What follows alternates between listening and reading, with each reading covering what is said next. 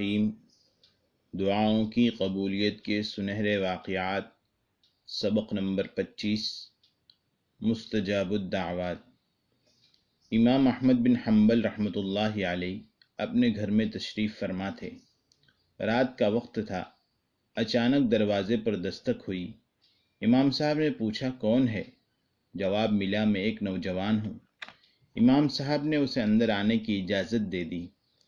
وہ نوجوان کہنے لگا، امام صاحب میری والدہ پر فالج کا حملہ ہوا ہے، کوئی دوا فائدہ نہیں دے رہی ہے، اس نے مجھے آپ کے پاس بھیجا کہ آپ اس کی شفا یابی کے لیے اللہ تعالیٰ سے دعا کریں۔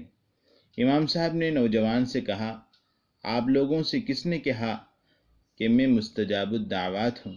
اپنی ماں کے پاس جاؤ اور اس سے کہو وہ ہمارے لیے دعا کرے۔ وہ نوجوان روتا ہوا چل دیا۔ اسے بڑی مایوسی ہوئی۔ اچانک امام صاحب کی والدہ محترمہ کی اس نوجوان پر نظر پڑی۔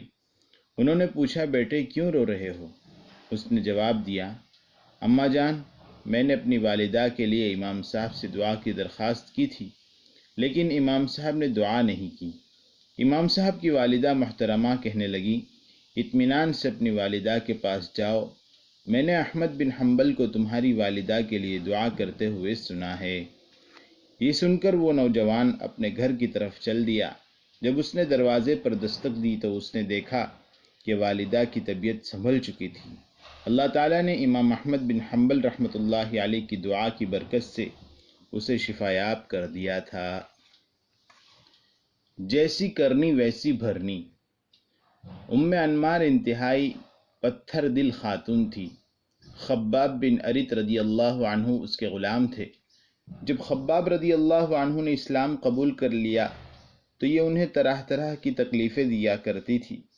ایک مرتبہ اس نے دیکھا کہ رسول اللہ صلی اللہ علیہ وسلم خباب کی دکان کے پاس سے گزرتے ہوئے ان سے بات چیت کر رہے ہیں۔ یہ منظر دیکھ کر ام انمار آگ بگولا ہو گئی۔ اس نے بھٹی سے لوہے کا ایک گرم ٹکڑا نکالا اور خباب بن ارت رضی اللہ عنہ کے سر پر رکھ دیا۔ سیدنا خباب بن ارت رضی اللہ عنہ درد کی تکلیف سے بے ہوش ہو گئے۔ پھر وہ یہ عمل بار بار دہراتی رہی۔ خباب بن ارت کے لیے جب یہ تکلیف ناقابل برداشت ہونے لگی تو انہوں نے ام انمار کے خلاف بد دعا کر دی۔ جب رسول اللہ صلی اللہ علیہ وسلم کو مدینہ کی طرف ہجرت کرنے کی اجازت دی گئی تو سیدنا خباب بن ارت رضی اللہ عنہ بھی ہجرت مدینہ کے لیے رخت سفر باندھنے لگے۔ اللہ تعالیٰ نے انہیں ہجرت سے پہلے ہی ام انمار کا انجام دکھا دیا۔ اس کے سر میں اتنا سخت درد ہوتا جیسا پہلے کبھی کسی کو نہیں ہوا تھا۔ وہ درد کی تکلیف سے کتوں کی طرح چلاتی۔ اس کے بیٹے ہر جگہ اس کا علاج کروانے کے لیے لے جاتے لیکن کوئی فائدہ نہ ہوتا۔ پھر کسی نے بتایا، اسے سر میں اس طرح لوہا گرم کر کے داغا جائے جس طرح جانوروں کو داغا جاتا ہے، شاید اس سے افاقہ ہو، اس کے علاوہ اس کا کوئی علاج نہیں۔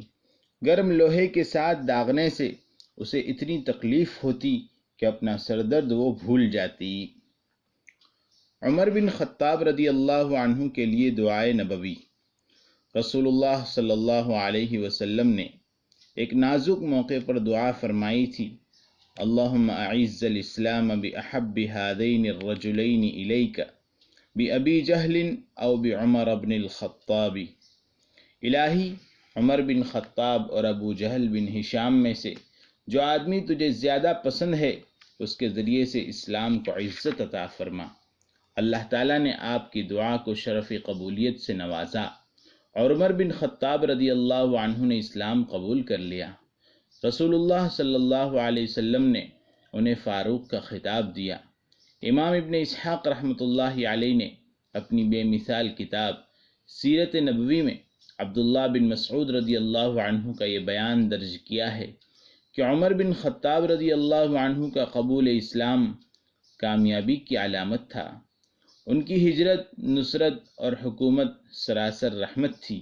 عمر بن خطاب رضی اللہ عنہ کے قبول اسلام سے پہلے ہم کعبہ میں نماز نہیں پڑھ سکتے تھے۔ انہوں نے جب اسلام قبول کیا تو قریش سے لڑ بھڑ کر کعبہ میں نماز پڑھی۔ تب ہم نے تب ہم نے بھی ان کے ساتھ نماز پڑھی۔ فتوحات اسلامیہ کا بڑا سلسلہ امیر المؤمنین عمر بن خطاب رضی اللہ عنہ کے خلافت کے زمانے میں پھیلا۔ فارس، فلسطین، شام اور مصر کے علاقے انہی کی دور حکومت میں فتح ہوئے۔ یوں خلافت اسلامیہ کا رقبہ سلطنت روم و فارس سے بڑھ گیا۔